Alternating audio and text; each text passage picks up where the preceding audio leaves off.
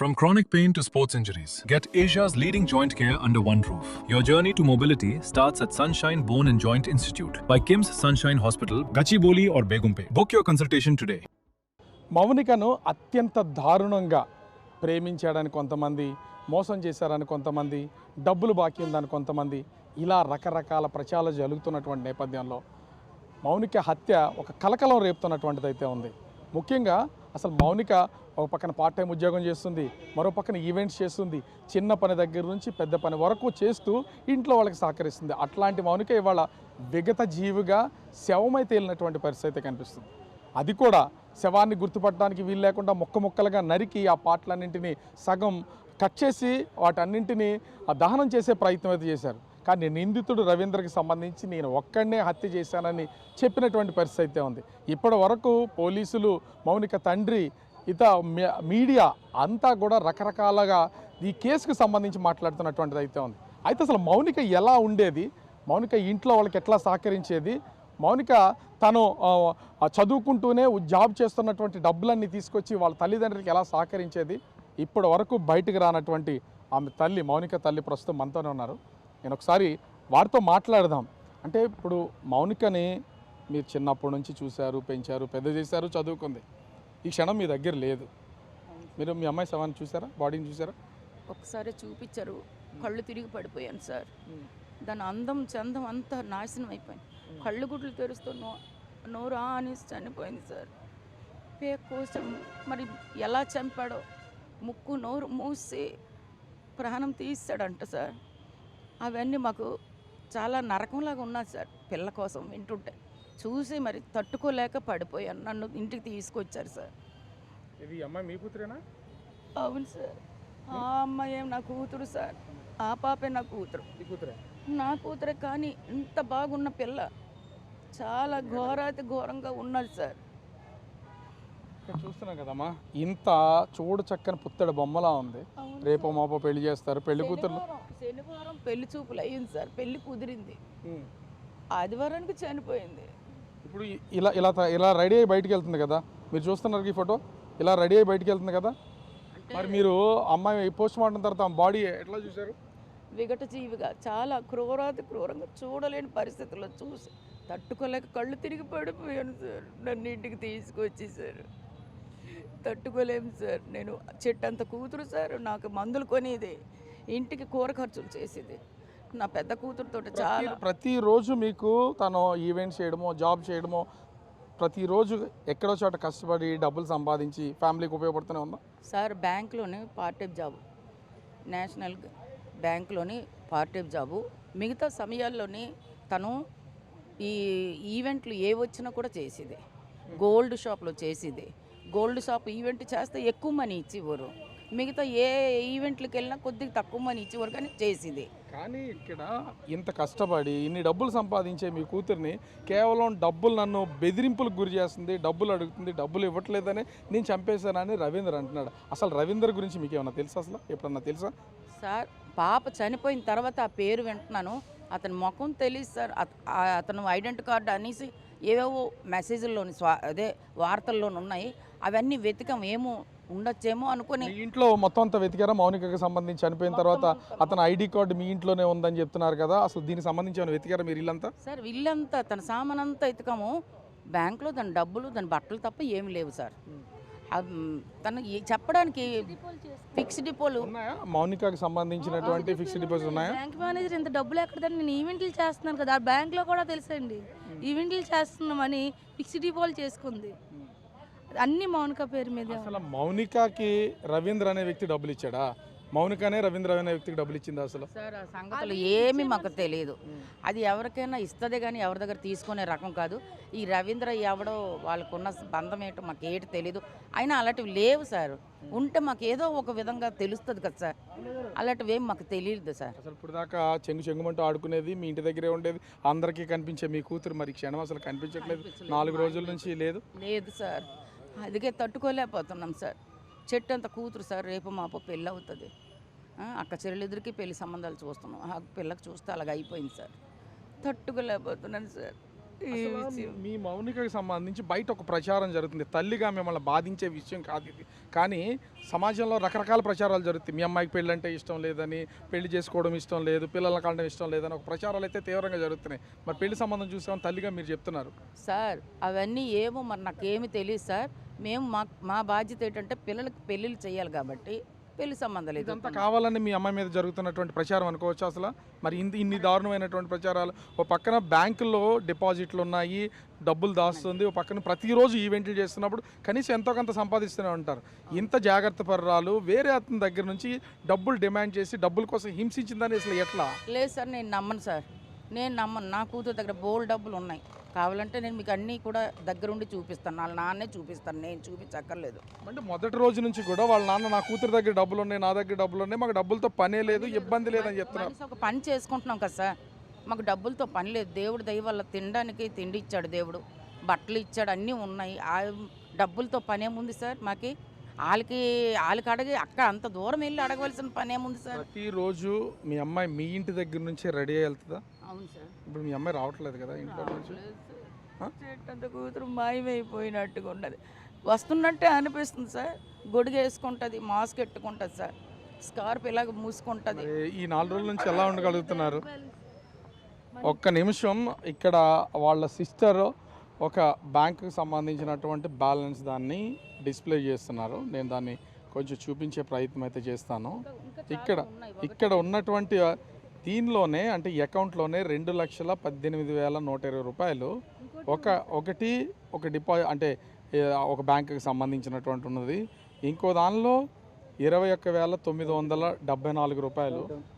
So ఇలా అంటే 2 bank అకౌంట్లో దాదాపుగా 3 లక్షల రూపాయలు ఇందులో ఉన్నాయి. ఇది రెగ్యులర్ డిపాజిట్స్. సో అంటే ఇవి వీళ్ళ దగ్గర ఉన్నటువంటిది. ఇంకా వేరే ఉన్నాయి సార్, ఇంకా ఫిక్స్డ్ డిపాజిట్ చేసిన వేరే ఉన్నాయి.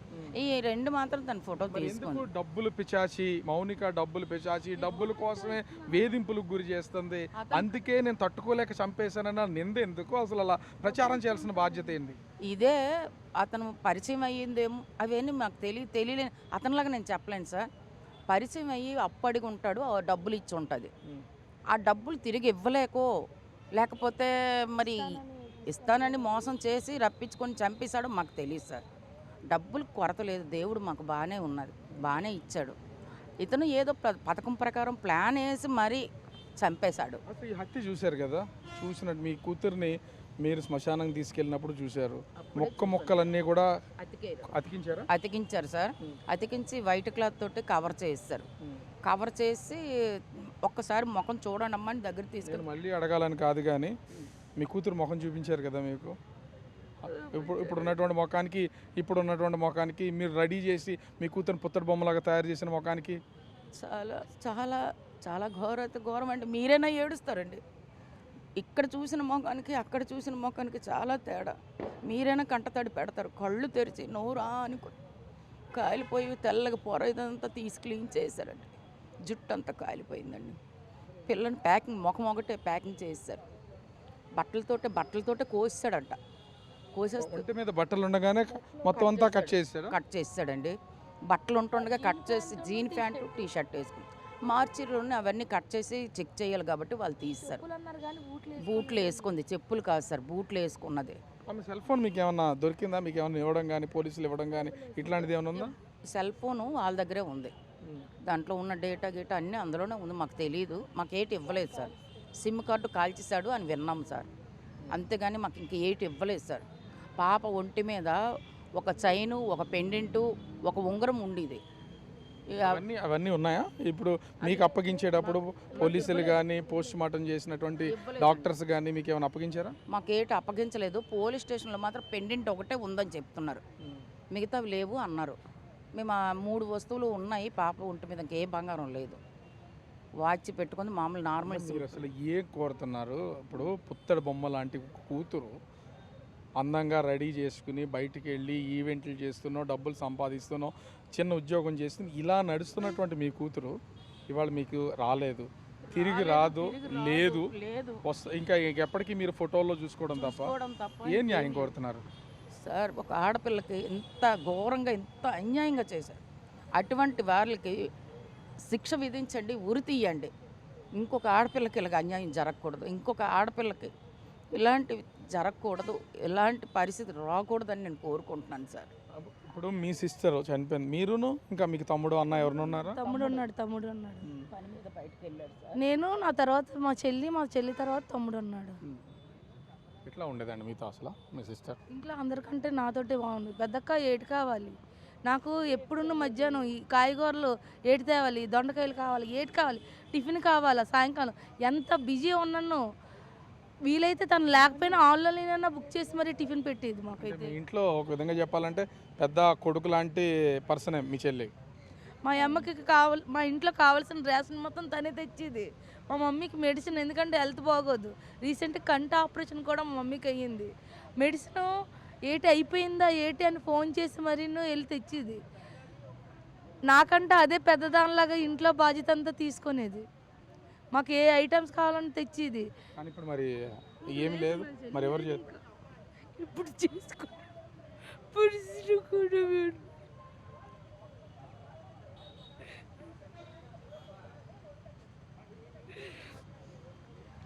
ఏం డిమాండ్ చేస్తున్నారు అసలు ఇప్పటి వరకు పోలీసుల నుంచి? అది మీకు ఏమైనా చెప్పారా ఆ రోజు నుంచి ఈ రోజు వరకు? చెప్పలేదు. అతని గురించి నేను న్యూస్లో వినడమే తప్ప అతని గురించి పోలీసులు మాకు ఏటీ చెప్పలేదు. మా గురించి కూడా నన్ను డీటెయిల్స్ రాసుకున్నారు, కానీ ఎలాగయ్యింది అది రిపోర్ట్ రాసింది మా డాడీ రాసి ఇచ్చాడు, కానీ దాని గురించి మాకేం చెప్పలేదండి. ఈ 2-3 రోజుల్లో అసలు ఇన్వెస్టిగేషన్కి సంబంధించి మళ్ళీ మీతో ఏమైనా మాట్లాడారు? మీతో కానీ మీ అమ్మగారితో మీ నాన్నగారితో? ఎవ్వరు రాలేదండి. పోలీసులు ఎవరు మా ఇంటికి రాలేదండి. ఎంక్వైరీ అంటే చుట్టుపక్కల వాళ్ళని కూడా అడుగుతారు కదండి, ఆ అమ్మాయి ఎలాంటిది ఏటి అవన్నీ, అది ఎవరు వచ్చి అడగలేదండి. ఈరోజు ప్రెస్ మీట్ పెట్టారు, కానీ ఆ సంఘ పెద్దలు వచ్చారు, కానీ మాకు ఎవరో వచ్చి అడగలేదండి. అంటే మీ చెల్లికి పెళ్లి ఇష్టం లేదు అనేది, మీ చెల్లికి పెళ్లి ఇష్టం లేదనేది ఎక్కడా లేదు.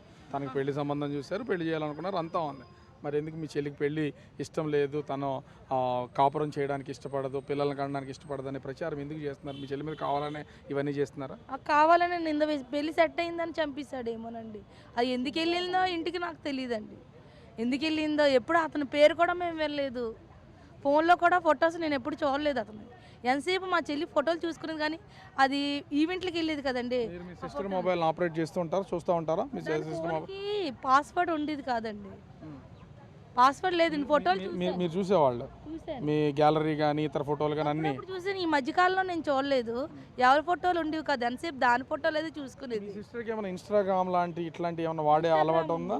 మరి ఇప్పుడు పని చేస్తుందా, బ్లాక్ అయిపోయింది? అది పని చేస్తుందండి, పని చేస్తుంది, కానీ దాంట్లో ఏ ఫోటో పెట్టలేదు. తన ఫోటో ఏం లేదు, తన పేరుతో లేదు ఇన్స్టాగ్రామ్, తన పేరుతో లేదు. తన వీడియోకి సంబంధించి ఏమైనా ఉన్నాయా దాంట్లో? వాటిని చూసి ఒకవేళ ఏమన్నా అతను ఇలా ఉంచకూడదు, ఇలా చంపేయాలని ఏమన్నా ఇంత దారుణంగా చంపేశాడు అనుకోవచ్చా? ఇన్స్టాగ్రాము తనది మామూలుగా ఇన్స్టాగ్రామ్లో ఉన్నవి ఏమైనా ఈవెంట్కి తెలుసుకోవడానికి పెట్టుకుందే తప్ప తను ఒక పోస్ట్ కానీ ఏది కూడా పెట్టలేదండి. ఇన్స్టాగ్రామ్లో ఏటి తను ఎవరినైనా ఫాలో అవిని కూడా లేదు, తిన్ని ఫాలో అయిన వాళ్ళే ఉన్నారు, కానీ ఇన్స్టాగ్రామ్లోని అసలు ఎప్పుడు రవీంద్ర గురించి కానీ అసలు ఏదైనా మీతో మాట్లాడడమో చేయడం, అదైతే బెదిరిస్తున్నాడనో, నాకు డబ్బులు ఇవ్వాలనో ఇట్లాంటివి ఏం చెప్పలేదా ఎప్పుడు? లేదండి, చెప్పలేదు. అతని పేరు కూడాను చనిపోయిన తర్వాత న్యూస్లో చూసిందే, కానీ మేము ఎప్పుడు అతని పేరు వినలేదు, అతన్ని చూడలేదండి. సో మనం చూడొచ్చు ఇక్కడ వాళ్ళ సిస్టరు తల్లి కన్నీళ్లు పర్యంతమవుతున్నటువంటి ఘటన చూస్తున్నాం. తిరిగి రాని రోగాలకు దాదాపుగా పెళ్లి వయసు వచ్చినటువంటి 28 ఏళ్ల కూతురు ఆ ఇంటికి మగాడిలాగా మొత్తము సంపాదనంతా సంపాదించుకొచ్చి మందులతో దగ్గర నుంచి ఇంట్లో కావలసినటువంటి ప్రతీది సమకూరుస్తున్నటువంటి అమ్మాయి ఈవేళ ముక్కలుగా, అంటే శరీర భాగాలన్నీ కూడా ముక్కలుగా కట్ చేసి అత్యంత పాశవికంగా హత్య చేసినటువంటి ఘటన చోటు చేసుకుంది. అతన్ని కఠినంగా శిక్షించాలి, వేరెవరికి ఇలా జరగకుండా చూడాలి. నా కూతురికి మాకే చాలా డబ్బులు ఉన్నాయి, డబ్బుల కోసం బెదిరించాల్సిన పని లేదు, డబ్బుల కోసం అడగాల్సిన పని లేదు, ఎవరి దగ్గర తీసుకోవాల్సిన పని లేదు, ఈవెంట్లోనే బోల్డ్ అని డబ్బులు సంపాదిస్తుంది, అనేక బ్యాంకుల్లో డబ్బులు ఉన్నాయి, మేము ఎవరిని అడగాల్సిన పని లేదని కన్నీటి పర్యంతం అవుతున్నటువంటిది అయితే ఉంది. కానీ ఇప్పటికైనా సరే పోలీసులు దీని మీద సమగ్రమైనటువంటి విచారణ జరిపించడంతో పాటు ప్రభుత్వం కూడా ఈ నేరం చేసినటువంటి వాళ్ళు ఒక్కలా ఇంతకు మించి ఎవరిని ఉన్నారా అనే దాని కోణంలో కూడా దర్యాప్తు చేయాల్సినటువంటి అవసరం ఉంది. ప్రభుత్వ పెద్దలు దీని మీద స్పందించాల్సిన అవసరం ఉంది. ఇప్పటికే ఈ మొత్తం కూతురును కోల్పోయినటువంటి తల్లిదండ్రులకి దళిత సంఘాలు, న్యాయవాదులు, ప్రజా సంఘాలు ఆందోళన బాట పడడానికి ముందుకొచ్చినటువంటి నేపథ్యంలో తల్లిదండ్రులు అయితే ఇప్పుడు బయటకు వచ్చి తమ కూతురు అవి ఎలా ఉండేది ఏంటనే అభిప్రాయాలన్నింటినీ కూడా బయట పెడుతున్నటువంటి పరిస్థితి కనిపిస్తుంది. కెమెరామెన్ రాముతో రాజు, బిగ్ టీవీ, విశాఖపట్నం.